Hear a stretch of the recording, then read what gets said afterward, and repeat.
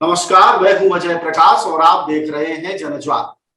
वैसे तो हमारे देश में सियासत की लगातार चर्चाएं तरह तरह की चलती रहती हैं, लेकिन कल एक नया ज्ञान हमारे देश के बड़े नेताओं में से एक शुमार राजनाथ सिंह ने दिया है और उन्होंने कहा है कि वीर सावरकर, जिनकी माफीनामे की चर्चाएं इस देश में एक बड़े बहस का विषय रही है, उन्होंने माफी इसलिए मांगी थी वीर सावरकर ने क्योंकि गांधी जी ने कहा था।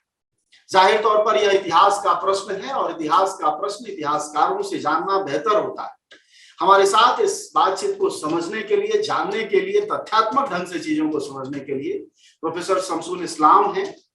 वह इतिहास के जानकार हैं और बड़ी बात है कि आरएसएस के महीन जानकार हैं। आमतौर पर वह जब जानकारियां देते हैं तो बहुत तथ्यों के साथ देते हैं, तो विरोधी चाहे जितना तिल मिलाएं जवाब नहीं दे पाते। शमसुल साहब, आपका स्वागत है जनज्वार में। और फिर से एक बार वह बहस पुरानी की हम तो नहीं चाहते थे छेड़ना कि वीर सावरकर ने क्यों माफी मांगी थी, लेकिन शाबाशी में ही सही राजनाथ सिंह ने अपने नायक को छेड़ दिया है और उन्होंने तो बहुत कुछ कहा। लगभग 15 मिनट 55 सेकंड का उनका एक वीडियो है जो किसी किताब के विमोचन के दौरान है और वह किसी किताब का ही रेफरेंस दे रहे हैं उस वक्त, और वह बताते हैं कि वीर सावरकर ने जो माफी मांगी थी वह गांधी के कहने पर मांगी। इस तथ्य से आप क्या कहेंगे, मतलब कितना सच मानते हैं? नहीं, मेरा असल में जब कल ही मैं ये खबर देख रहा था और सुबह जब पढ़ा जी, तो मुझे एकदम गुस्सा नहीं, मुझे एक हंसी आई कि गांधी जी ने उनकी हत्या कराएं, उनकी हत्या की साजिश कराएं। सावरकर को उन्होंने असल में वीडियो कॉन्फ्रेंसिंग के जरिए बताया था।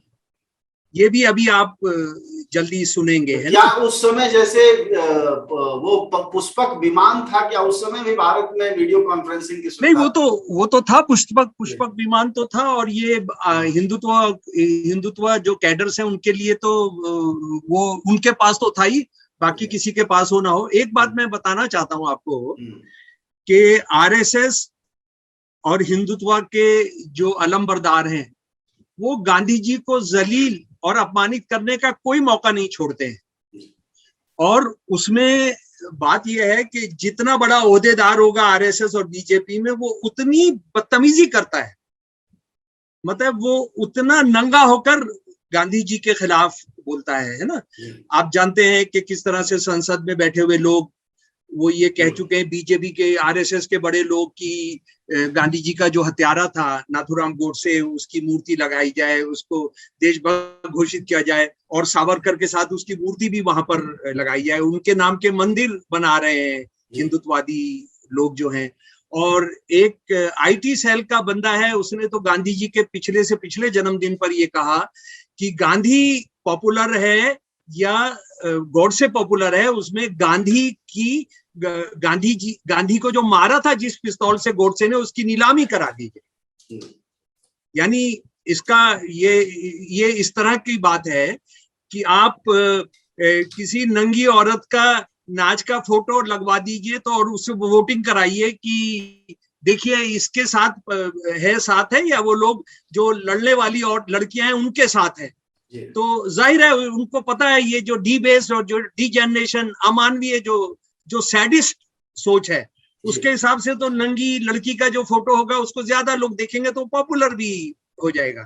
तो ये बड़ा भयानक बहस है और मैं इसको पूरे यकीन के साथ और पूरी जिम्मेदारी के साथ कह रहा हूं।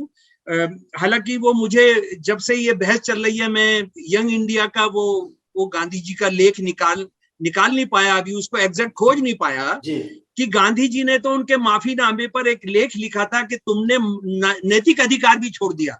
अच्छा, गांधी जी ने उस पर यह लिखा, अच्छा, लेकिन यंग इंडिया में जी वो एग्जैक्ट किस दिन का है और कौन सा है वो मैं आपको मुझे लगता है कि 2 घंटे लगेंगे। इसके बाद वाले जो वेबिनार वगैरह होंगे उसमें वो आ जाएगा, मैं बताऊंगा आपको ना। तो अच्छा, एक बात यहाँ पे हम जरा सा समझ लें, ये गांधी जी को ले आते हैं, कभी नेताजी को ले आते हैं, कभी डॉक्टर अंबेडकर को ले आते हैं, तो हम इस बात को समझ लें कि इनकी मंशा क्या है, और ये संजीदा चर्चा की डिमांड करता है, ये लफाजी नहीं, ये लफाजी की डिमांड नहीं करता है। वो लोग कि भारत का पार्टीशन नहीं होता, इस तरह की किताब पर चर्चा हुई जिसमें दुनिया में जो सबसे बड़ा गुरुकुल है झूठ फैलाने का, उसके अध्यक्ष भी मौजूद थे, उसके सुप्रीमो भी मौजूद थे, मोहन भगवत, है ना, वो भी थे। तो उनकी मौजूदगी में झूठ के ये काले घोड़े दौड़ाए जाएं, इसमें कोई भी ताज्जुब नहीं होता है। जो बंदा सावरकर, जिसने मुस्लिम लीग से बहुत पहले कह दिया कि भारत में दो राष्ट्र रहते हैं, दो अंतर्द्वंदी दो ऐसे राष्ट्र रहते हैं जो साथ नहीं रह सकते हैं। 1937 में उन्होंने कह दिया अहमदाबाद कॉन्फ्रेंस में, हिंदू महासभा की कॉन्फ्रेंस में। उनको ये कहा जा रहा है कि वो पार्टीशन के खिलाफ थे जी, जिन्होंने मुस्लिम लीग के साथ मिलकर सरकारें चलाई सन 1942 में, और आरएसएस ने साथ दिया, आरएसएस ने उस वक्त साथ दिया सावरकर का। सावरकर हिंदू महासभा के अध्यक्ष थे। तो उनका ये कहना कि उन्होंने पार्टीशन नहीं कराया, खैर वो उस तरह की रद्दी बड़े बड़े पब्लिशर छाप रहे हैं, क्योंकि उनको लगता है कि ये मोदी सरकार उसकी हजारों कॉपियां खरीदेगी। तो सर, लेकिन ये जो तथ्य है, जैसे कि जिस पर कि वो बार बार मतलब अपने 15-16 मिनट के भाषण में उन्होंने 1.5-2 मिनट दिया, इस बात पर कि सावरकर के खिलाफ गलत ढंग से प्रचार किया जाता है, सावरकर को एक विचारधारा विशेष के लोग बदनाम करते हैं, कायर कहते हैं, डरपोक कहते हैं, जबकि उन्होंने अपनी इच्छा से, अपनी चाहत से माफी नहीं मांगी थी, गांधी की राय पर मांगी थी।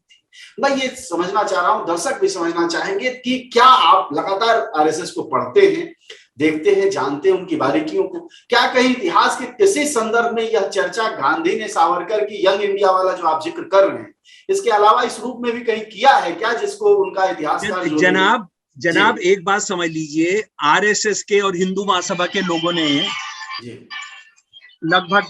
लगभग 7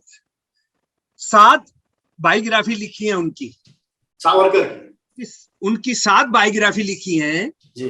और अभी लेटेस्ट 2 वॉल्यूम में आई है संपत की जी। और अब ये लेटेस्ट आई है जिसपे कल भाषण करते हुए उन्होंने किया जी।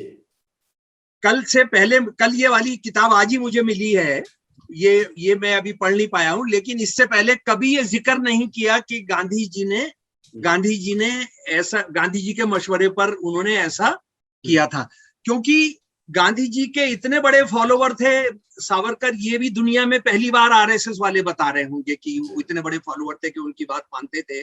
और शायद जैसा मैंने मजाक में कहा था, लेकिन एक गंभीर मामला है कि गांधी जी को मरवाने का भी जो षड्यंत्र रचा था सावरकर साहब ने, वो भी गांधी जी ने उनको कहा होगा कि जरा करवा दीजिए, मैं देश से परेशान हो गया हूं तो मुझे खत्म करवा दीजिए। तो ये, लेकिन मैं जरा सा इसके ये गंभीर विषय है। देखिए, माफीनामा कोई जुर्म नहीं है। ये जो कैद में होते हैं उनको ये राइट है एक मर्सी पिटीशन लिखने का। मर्सी पिटीशन लिखना कोई बुरी बात नहीं है, लेकिन मर्सी पिटीशन आप किसी लिए लिखते हैं, ये बुनियादी सवाल है। मान लो, 1 मिनट के लिए मान लीजिए गांधी जी ने कहा कि भाई तुम जो है अपने सारे लीगल राइट्स का इस्तेमाल करो, ऐसा कोई डॉक्यूमेंट हमारे पास नहीं है। उसके रिवर्स में डॉक्यूमेंट है कि तुमने माफीनामा लिखकर अपनी मॉरल भी, जो तुम्हारी लड़ाई का एक वो था जुझारू होने का, वो तुमने उसको दांव पर लगा दिया, उसको खत्म कर दिया। लेकिन सवाल ये है कि आप माफी किस लिए मांग रहे हैं? आप माफी ये मांग रहे हैं जो 2 इनकलाबियों ने किया था वहां पर, उनका नाम था हृषिकेश कांजीलाल और गोपाल। उन्होंने माफीनामे लिखे, माफीनामे यानी मर्सी पिटीशन लिखे, और ये कहा कि हम साम्राज्यवाद के खिलाफ लड़ाई लड़ रहे हैं, हम राजनीतिक कैदी हैं, हमको आप इस तरह से उत्पीड़न नहीं कर सकते, हमारे पर जुल्म नहीं कर सकते, हमको जेल में नहीं जा सकते, हमको पॉलिटिकल कैदी मानिए, हमको अधिकार दीजिए और हम पर सामान्य नियम चलाइए, जो आप इंग्लैंड में लागू करते हैं वो हम पर भी लागू कीजिए। है, तो अगर गांधी जी ने, मान लीजिए मैं 1 मिनट कहता, गांधी जी ने कहा कि तुम लिख दो भाई, तुम मर्सी पिटीशन लिखो, you use this right to redressal, है ना। तो लेकिन इन्होंने क्या माफीनामे लिखे? 2 माफीनामे लिखे। बृंद्रा घोष जो अरबिंदो घोष के भाई थे, और जो अरबिंदो घोष की वजह से फंसा दिए गए वो ये फंस गए, हालांकि उस कांड के अंदर अरबिंदो खुद भी शामिल थे। तो ये जो लिखा, जरा सा मैं इनको, अच्छा एक बात और यहाँ बताना चाहता हूं कि मेरे पास जो जानकारी है वो ये था कि इन्होंने सन 1911 में आकर, वहां पर आकर सन 1910-11 में आकर और सन 1920 तक इन्होंने 5 माफीनामे लिखे। लेकिन वैभव जी की एक किताब आई जो आरएसएस के आदमी है, हिंदू महासभा के करीब हैं, वो भी सरकारी, मतलब हिंदुत्व की तरफ से लिखी गई जीवनी है सावरकर साहब की, तो उसमें उन्होंने लिखा नहीं, उन्होंने 6 माफीनामे लिखे थे। तो एक और माफीनामा है जिसकी जानकारी आरएसएस और बीजेपी वालों को उसको खोजना पड़ेगा। तो ये जो सन 1913 से लेके सन 1920 के बीच में उन्होंने 5 माफीनामे लिखे। और उसमें एक इंपॉर्टेंट बात यह है कि जो सबसे बड़ा माफीनामा है सन 1913 का, मैं उसका एक अंश आपको पढ़कर सुनाऊंगा। गांधी जी तो उसके 2 साल के बाद भारत में आते हैं। गांधी जी कैसे प्रेरणा स्रोत हो सकते हैं? उस समय भी सबसे बड़ा होगा सर, जूम से उन्होंने मीटिंग पे कह दिया होगा, जूम पर कह दिया होगा, या जैसे आपने कहा कि वो पुष्पक विमान में या कुछ उस तरह। इंटरनेट तो मोदी जी ने कहा पहले था ना, मोदी जी ने शायद कहा इंटरनेट पहले था, और वो सर काट के दूसरा का प्यार जानवर का लगा दिया करते थे, जानवर पर इंसान का सर लगा देते थे, है ना। तो ये गांधी जी ने ये सन 1913 में क्या कह रहे हैं, जरा उसको मेरे प्यारे दोस्त सुन लीजिए। ये अंतिम 2 पैरे हैं, और मैं ये कह रहा हूं अगर कोई इसको गलत साबित कर दे पब्लिकली, जहां कहेंगे मैं अपनी गर्दन काट कर आपके हवाले कर दूंगा, आपके सामने कर दूंगा। 14 नवंबर सन 1913 को जो होम सेक्रेटरी है, जो होम मिनिस्टर है इंडिया का, क्रेडिक, उसको जो माफीनामा उन्होंने उसको हाथ में दिया, उसका अंत होता है, सरकार अगर अपने विविध उपकारों और दया दिखाते हुए मुझे रिहा करती है तो मैं और कुछ नहीं हो सकता बल्कि मैं संवैधानिक प्रगति और अंग्रेज सरकार के प्रति वफादारी का, जो कि उस प्रगति के लिए पहली शर्त है, सबसे प्रबल पैरोकार बनूंगा। और अंतिम लाइनें हैं, इसके अलावा मेरे संवैधानिक रास्ते के पक्ष में मन परिवर्तन से भारत और यूरोप के वो सभी भटके हुए नौजवान, सारे क्रांतिकारियों को वो भटका हुआ नौजवान कह रहे हैं, जो मुझे अपना पथ प्रदर्शक मानते थे, वापिस आ जाएंगे, यानी मेरी गद्दारी से वो भी हथियार डाल देंगे। सरकार जिस हैसियत में चाहे मैं उसकी सेवा करने को तैयार हूं, जिस हैसियत में चाहे, और उसको भी किस हैसियत में चाहे वो भी बता रहे हैं, क्योंकि मेरा मत परिवर्तन अंतकरण से है और मैं आशा करता हूं कि आगे भी मेरा आचरण वैसा ही होगा। मुझे जेल में रखकर कुछ हासिल नहीं होगा, बल्कि रिहा करने में उससे कहीं ज्यादा हासिल होगा। ताकतवर ही क्षमाशील होने का सामर्थ्य रखते हैं, और इसीलिए एक बिगड़ा हुआ बेटा सरकार के अभिभावकीय दरवाजे के सिवा और कहां लौट सकता है। आशा करता हूं कि मान्यवर इन बिंदुओं पर कृपा करके विचार करेंगे। गांधी जी ने, जिन्होंने अपने जीवन में कभी माफी नहीं मांगी, बहुत सारे मौके थे ना माफी मांगी, कितने साल जेलों में रहे। Maulana Azad quit India movement में गिरफ्तार थे, और काफी लंबी गिरफ्तारी थी, 2 साल से ज्यादा की। उनकी पत्नी का देहांत हो गया।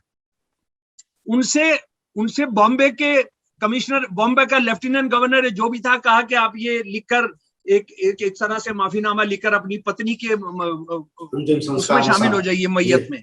उन्होंने कहा नहीं शामिल होऊंगा।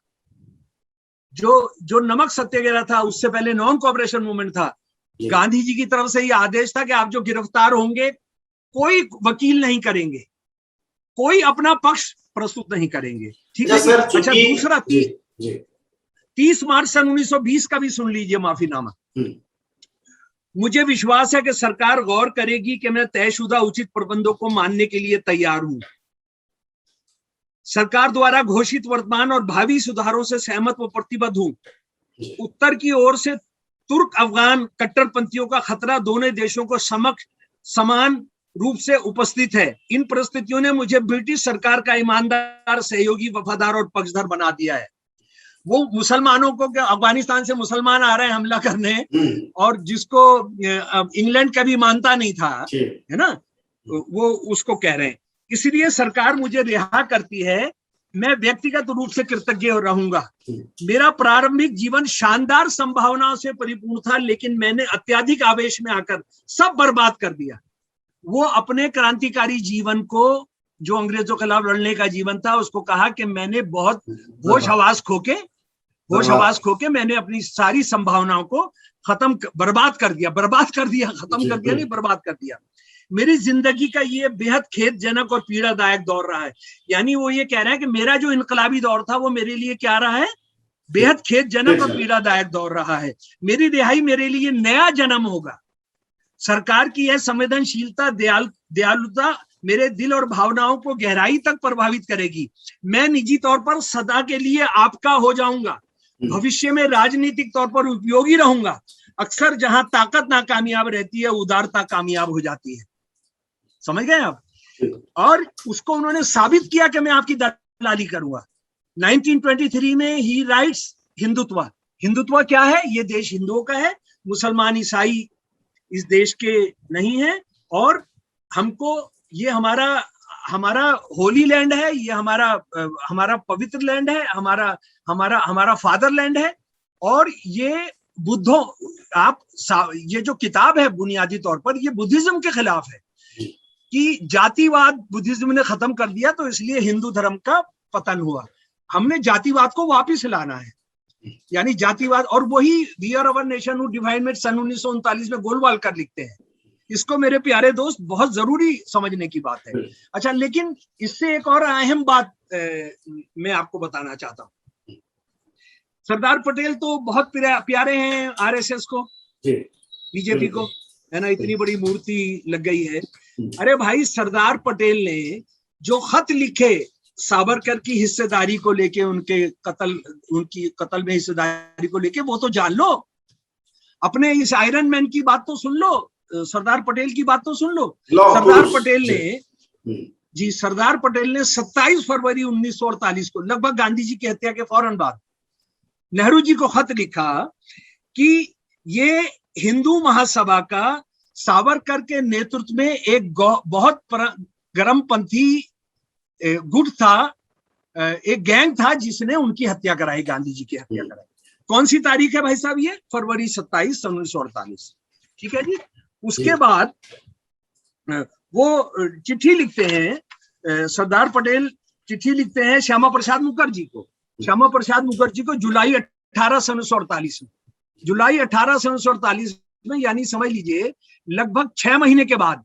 और वो साफ लिख रहे हैं श्यामा प्रसाद मुखर्जी को जुलाई 18 1948 को कि as regard the RSS and Hindu Mahasabha the case relating to Gandhi ji's murder is sub judice and I should not like to say anything about the participation of the two organizations RSS and HMS, but our reports do confirm that as a result of the activities of these two bodies, particularly the former, an atmosphere was created in the country in which such a ghastly tragedy became possible.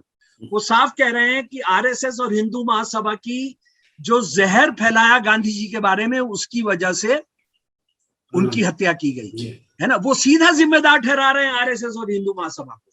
अच्छा, अब एक बात बताइए, यहाँ तो अगर राजनाथ सिंह की हमने बात सही मान ली कि गांधी जी के कहने पर लिखा था, तो अरे आपसे ज्यादा तो कमीन और जलील आदमी है नहीं जो आपको जेल से छुड़वाना चाह रहा था, आपने उसकी हत्या कराई। ये भी एक बड़ा सवाल जी, एक बड़ा सवाल है ये भी कि जिस आदमी ने, आप कितने कमीन हैं, आप कितने जलील हैं, आप कितने बदमाश हैं, आप कितने गिरे हुए हैं आरएसएस और हिंदू महासभा के लोग, कि जिस गांधी ने उनको कहा कि तुम जेल से बाहर आ जाओ, तुम आजादी की लड़ाई लड़ते हो, तुम वीर हो, उनको मरवाया। ये तुम्हारा हिंदुत्व है, ये तुम्हारा है। और वो तो हम देख रहे हैं, ये जो खेड़ी के अंदर जो उन्होंने किया है, यानी जिन किसानों को मारा है,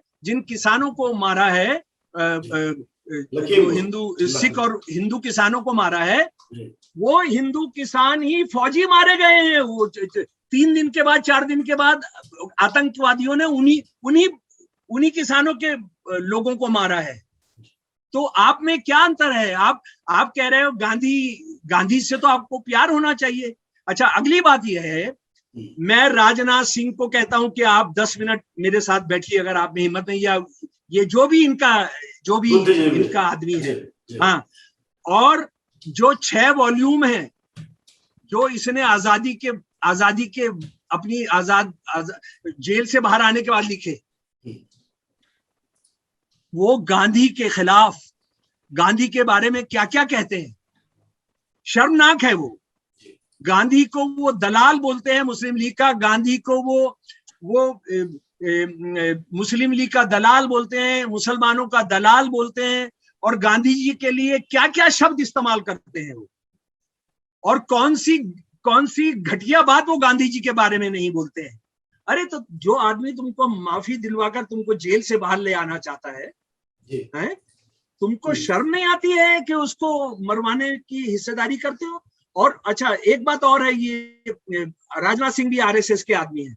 मैं आपको एक और बहुत शर्मनाक घटना बताना चाहता हूँ। 7 जून 2013 गोवा के अंदर कांग्रेस बीजेपी की एग्जीक्यूटिव कमेटी की मीटिंग है, जिसमें मोदी जी को प्रधानमंत्री पद का प्रत्याशी बनाया जाता है। उन्हीं दिनों के अंदर वहां पर एक कॉन्फ्रेंस हो रही है हिंदू जनजागृति मंच की, हिंदू जनजागृति समिति। जी बहुत धन्यवाद, हिंदू जनजागृति समिति, जिनको सारा ये अपना गौरी वगैरह के हत्या में जिनकी हिस्सेदारी है, वो एक भारत को हिंदू राष्ट्र बनाने का सम्मेलन कर रहे हैं। और वो सम्मेलन शुरू हुआ है 11 तारीख को मोदी जी के भाषण से। भारत को हिंदू राष्ट्र बनाने का सम्मेलन। उसके अंदर इस इनॉग्रेशन के बाद, मोदी जी के इनॉग्रेशन के बाद, जब वो मुख्यमंत्री हैं गुजरात के, एक एमवी सीतारमैया जो आरएसएस का बड़ा लीडर है आंध्रा से, वो भाषण करता है, और भाषण में ये कहता है कि 30 जनवरी 1948 को भगवान राम श्री गोडसे के रूप में आए और उन्होंने गांधी का वध किया। आरएसएस का सम्मेलन, आरएसएस का हिंदू राष्ट्रवादी प्रधानमंत्री जो बाद में बना, उसमें वो कहता है, और उसने किताब लिखी है, केवी सीतारमैया जो ये क्रिमिनल है, इसने किताब लिखी है, Gandhi the murderer of Gandhi, Gandhi the murderer of Gandhi. तो सर एक चीज समझने हम कि इतना सब कुछ जब बहुत साफ है, चूंकि सब कुछ किताबों में ही दर्ज है, इतिहास में भी दर्ज है, वह लोग भी पढ़ते होंगे, जानते होंगे, बावजूद अच्छा दूसरा ये भी है कि देश में शहीदों की कमी नहीं, वीरों की कमी नहीं, शहादत देने वालों की कमी नहीं है, भगत सिंह से लेकर पूरा सिलसिला है। तो ये बार बार सावरकर को, गोलवलकर को खोज कर लाने की इनकी मजबूरी क्या है? उस लिगेसी को स्थापित करके असल में ये क्या बताना चाहते हैं, इसका विश्लेषण आपका क्या है? रोटी रोजी पर कोई सवाल का जवाब नहीं दे सकते, कोई एक्सप्लेनेशन नहीं कर सकते जी। ये जो शहीद हुए हैं कश्मीर में और लखीमपुर खेरी में जो शहीद हुए हैं, इनके जवाब में आपके पास क्या जवाब है? हिंदू मुसलमान करा नहीं पा रहे, हिंदू सिख करा नहीं पा रहे। अब उन्होंने कहा नहीं हमारा भी तो शहीद है, हमारा शहीद है सावरकर, जिसको जो अच्छा वो शहीद नहीं है, वो माफीनामा मांगने वाला है, वो एक फेक वीर है। और अगर वो फेक वीर यानी टू नेशन थियरी में विश्वास करके गांधी जी को हत्या करवाकर जिस बंदे का फोटो लग सकता है पार्लियामेंट में, तो फिर तो जिन्ना का फोटो भी लग सकता है, क्योंकि जिन्ना भी टू नेशन थियरी में विश्वास करता था। और आपको एक और शर्मनाक बात बताता हूं, ये अमित शाह है ना, अमित शाह, आप जानते हैं गांधी जी के लिए उन्होंने क्या शब्द यूज किया था छत्तीसगढ़ के अंदर? चतुर्बनिया। हाँ, वो चुनाव का वक्त था, लोकसभा में चुनाव के वक्त में वो एक चतुर्बनिया था। जिना बोलता था एक हिंदू बनिया था। यानी गांधी जी राष्ट्रवादी नेता थे, गांधी जी सारे देश के नेता थे, गांधी जी एक ऑल इंक्लूसिव इंडिया चाहते थे, एक धर्मनिरपेक्ष भारत चाहते थे। एक हिंदू होने के बावजूद एक पूरे कर्मकांड में विश्वास करने के बावजूद हिंदुत्ववादियों ने उनको मार दिया, उसके बाद वो चतुर्बनिया ही रह जाते हैं, चतुर्बनिया रह जाते हैं। इससे ज्यादा शर्मनाक तो असल में ये जो कल जो कहा है इन्होंने अपने home minister, sorry defence minister, इन्होंने गांधी जी को एक और बार जलील किया है। ये गांधी जी जैसे महान आदमी को खींचकर ये सावरकर के बराबर में लाकर खड़ा कर रहे हैं। इस देश को बर्दाश्त नहीं करना चाहिए, इस देश को बर्दाश्त नहीं करना चाहिए। और मैं गांधीवादी जो संगठन है, मुझे लगता है उनको चिल्लू भर पानी में डूब मरना चाहिए। चलिए ठीक है। अगर छोटे छोटे से मामलों पर डिफेमेशन केस कर दे रहे हैं क्रिमिनल्स जो है, गांधी जी का इतना अपमान हो जा रहा है कि गांधी जी को खींचकर वो सावरकर के बराबर लाके खड़ा कर दे रहे हैं, और सावरकर के बराबर लाकर खड़ा नहीं कर रहे हैं, गॉडसे के बराबर लाकर खड़ा कर दे रहे हैं, गॉडसे को भगवान राम बना दे रहे हैं। बताइए ठीक है सर। तो ये गांधी जी को जलील करने का ही एक और तरीका है। ठीक है, बातचीत के लिए आपका शुक्रिया। हमारे साथ बातचीत कर रहे थे शमसुल इस्लाम। वह जैसा कि मैंने कहा था शुरू में ही, आरएसएस के बहुत बारीक जानकार हैं और एक लंबी बातचीत में सिलसिले से उन्होंने बहुत कुछ बताया है कि जब चिट्ठी वह लिख रहे थे तब से लेकर आज तक कैसे जलील करने का सिलसिला, और खासकर सावरकर और गोडसे के मुकाबले गांधी को खड़ा करने का जो टेक्निक अपना रही है बीजेपी आरएसएस, उसको भी समझने की जरूरत है कि हमें उनके वीरों से ऐतराज नहीं है, लेकिन ऐसा न हो कि हम कायरों को वीर बनाते चले जाएं। तो जाहिर तौर पर हर देश का इतिहास लिखा जाता है और वह गौरव, त्याग और बलिदान से भरा होता है, और जो जिनका इनमें नाम है वह हमारा देश जानता है। ऐसे में खींच कर लग्गी लगाकर वीर बनाने की जरूरत आरएसएस को क्या पड़ी है? अगर वाकई वह देश की राष्ट्रवादी मानसिकता वाली कोई संगठन या पार्टी है तो उसके यहाँ जो अपने मौजूद वीर हैं उन्हीं को सेलिब्रेट करना चाहिए, उन्हीं के लिए विजयादशमी भी मनानी चाहिए, बजाय कि कायरों को पकड़कर वीर बनाने की संज्ञा देने से। कहते हैं मूस मोटई है लोढ़ा हुई है, भोजपुरी में एक कहावत है कि आप कुछ भी कर लें, जो है, जो उसकी असलियत है, वह इतिहास की किताबों के अक्षरों के पलट जाने से नहीं पलटने वाला। खैर, आपने शमसुल साहब को सुना, तय करना आप पर है कि हमारे खेरी के शहीदों के सामने सावरकर नहीं टिकेंगे। जी जी, धन्यवाद। ये बुनियादी सवाल है जी। नमस्कार।